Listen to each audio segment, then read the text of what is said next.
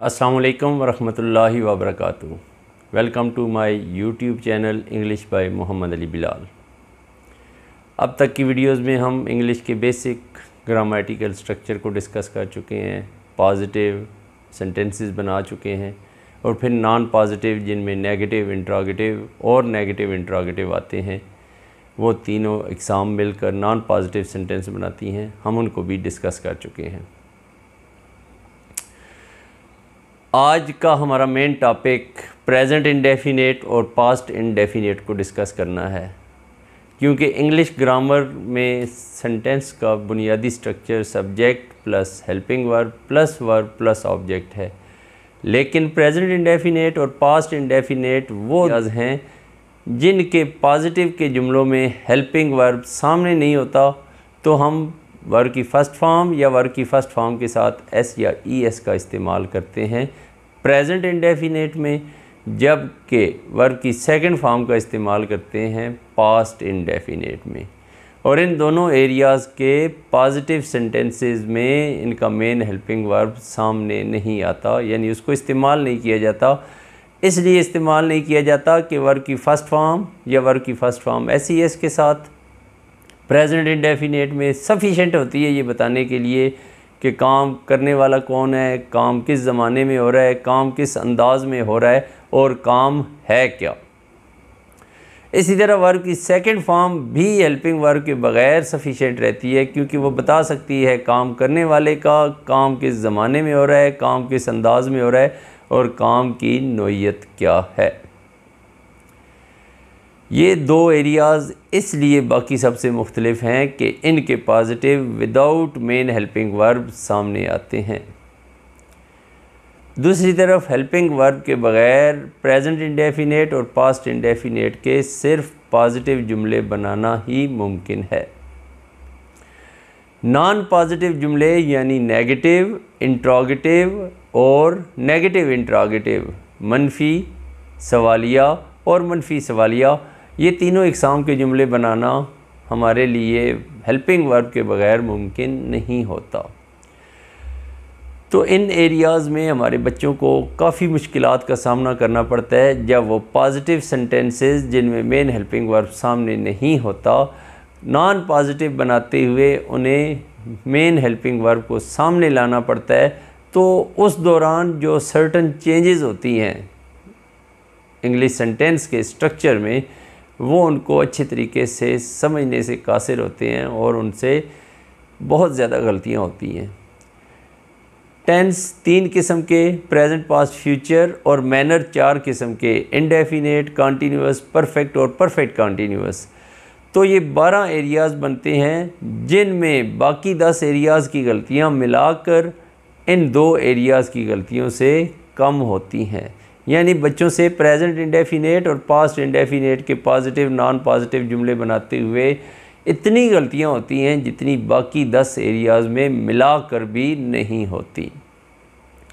तो अगर आप अपने इंग्लिश ग्रामर के स्ट्रक्चर को स्ट्रेंथन करना चाहते हैं तो आपका सबसे ज़्यादा फोकस प्रेजेंट इंडेफिनेट और पास्ट इंडेफिनेट के पॉजिटिव जुमले का स्ट्रक्चर और नॉन पॉजिटिव का स्ट्रक्चर बनाते हुए जो तब्दीलियां हुई हैं उनको समझना है। याद रखें, वर्ब की फ़र्स्ट फॉर्म अकेली आए या वर्ब की फ़र्स्ट फॉर्म के साथ एस या ई एस आए तो ये दोनों स्ट्रक्चर प्रेजेंट इंडेफिनेट के पॉजिटिव स्ट्रक्चर हैं। नॉन पॉजिटिव स्ट्रक्चर्स में वर्ब की फ़र्स्ट फॉर्म की सूरत में डू सामने आ जाता है, जबकि वर्ब की फ़र्स्ट फॉर्म प्लस एस या ई एस का जब इस्तेमाल किया जाए तो सब्जेक्ट थर्ड पर्सन सिंगुलर होता है और इस तरह के जुमलों के नॉन पॉजिटिव सेंटेंस बनाते हुए डज सामने आता है। अब एक और चीज़ याद रखें कि जब डू डज और पास्ट इंडेफिनेट में डिड सामने आ जाता है तो इन सब के बाद हमेशा वर्ब की फ़र्स्ट फॉर्म लगानी होती है और उसके अंदर कोई एस ई एस या सेकेंड फॉर्म के इस्तेमाल का इम्कान नहीं होता। इसी तरह पास्ट इंडेफिनेट का जो पॉजिटिव स्ट्रक्चर है वो subject plus second form of verb plus object है, जबकि इसका मेन हेल्पिंग वर्ब डिड इस्तेमाल नहीं किया गया। लेकिन जब आप पास्ट इंडेफिनेट का नॉन पॉजिटिव सेंटेंस बनाना चाहेंगे, यानी नेगेटिव इंट्रोगेटिव या नेगेटिव इंट्रोगेटिव सेंटेंस, तो डिड सामने आ जाएगा। तो प्रेजेंट इंडेफिनेट की तरह पास्ट इंडेफिनेट में भी उधर डू डज के सामने आने के बाद वर्ब की फर्स्ट फॉर्म इस्तेमाल की जाती है, और पास्ट इंडेफिनेट में नॉन पॉजिटिव सेंटेंस बनाते हुए डिड का इस्तेमाल किया जाता है। ये एक गोल्डन रूल है कि प्रेजेंट इंडेफिनेट और पास्ट इंडेफिनेट में नॉन पॉजिटिव सेंटेंस बनाते हुए उनके main helping verb do does present indefinite में और डिड पास्ट इंडेफिनेट में सामने आ जाते हैं, और ये चूँकि इंडेफिनेट के हेल्पिंग वर्ब हैं, इनके बाद हमेशा वर्ब की फर्स्ट फॉर्म आती है। चंद एग्जांपल्स आपसे इस वीडियो में शेयर करता हूँ। वो एक मिल में काम करता है, वो थर्ड पर्सन सिंगुलर है, तो प्रेजेंट इंडेफिनेट में पॉजिटिव स्ट्रक्चर बनेगा he works in a factory. इसका नॉन पॉजिटिव चाहे नेगेटिव बनाएं, इंट्रोगेटिव बनाएं या नेगेटिव इंट्रोगेटिव बनाएं, डज सामने आएगा तो वर्ब की फर्स्ट फॉर्म के साथ फिर एस या ई एस का इस्तेमाल नहीं किया जाएगा। तो इस जुमले का नेगेटिव बनेगा he does not work in a factory.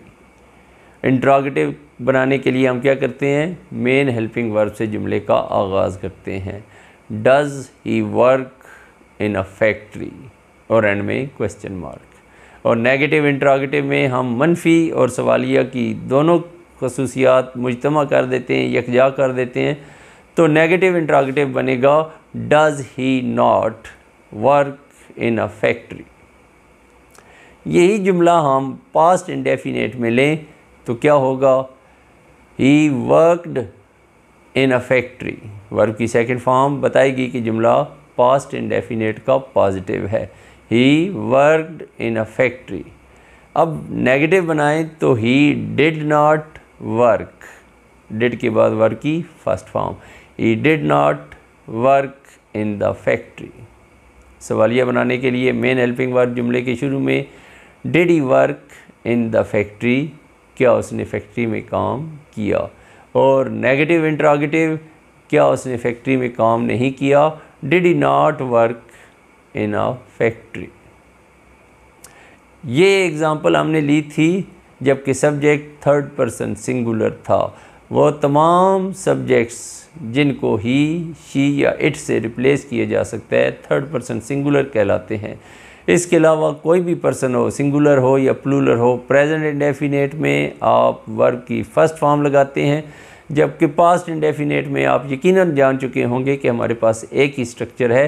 तो पास्ट इंडेफिनेट जहां माजी मुतल्लिक का काम हो वहां ये देखने की ज़रूरत ही नहीं है काम करने वाला कौन सा सब्जेक्ट है, फर्स्ट पर्सन है, सेकंड या थर्ड, सिंगुलर या प्लूरल। आप सिंपल पॉजिटिव सेंटेंस है तो वर्ब की सेकंड फॉर्म का इस्तेमाल करें, और नॉन पॉजिटिव की सूरत में आप डिड का इस्तेमाल करें। इस तरह की चंद एग्ज़ाम्पल्स आप ख़ुद से लिखें और उनको कन्वर्ट करने की कोशिश करें।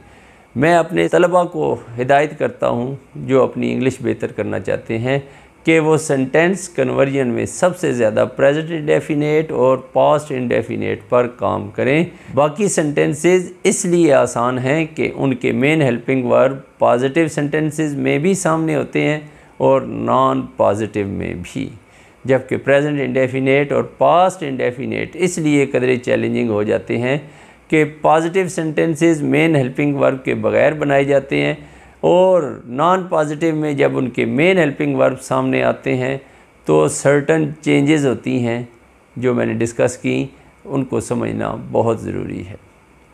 अगर आपने अभी तक इस चैनल को लाइक सब्सक्राइब नहीं किया तो प्लीज़ ये काम करें और बेल आइकन को भी प्रेस करें, प्लस इस चैनल को अपना चैनल समझते हुए अपने रिलेटिव्स में, अपने सोशल कॉन्टेक्ट्स में शेयर करें। आपके दाएं बाएं जिस किसी को भी इंग्लिश ग्रामर के स्ट्रक्चर्स के हवाले से किसी परेशानी का सामना है तो कॉन्फिडेंस के साथ भरोसा रखते हुए इस चैनल को उन तक प्रमोट करें और उनसे कहें कि वीडियोस को ध्यान तवज्जो से मुकम्मल देखा करें ताकि उसमें डिस्कस किया गया टॉपिक आपको समझ आ सके। उम्मीद करता हूँ कि आप न सिर्फ ख़ुद इस चैनल से भरपूर फ़ायदा उठाएंगे बल्कि अपने दाएं बाएं मौजूद अपने दोस्तों और क्लास फेलोज़ तक भी इस चैनल को प्रमोट करेंगे। अपना और अपने इर्द गिर्द मौजूद लोगों का ख्याल रखिएगा। अल्लाह हाफ़िज़।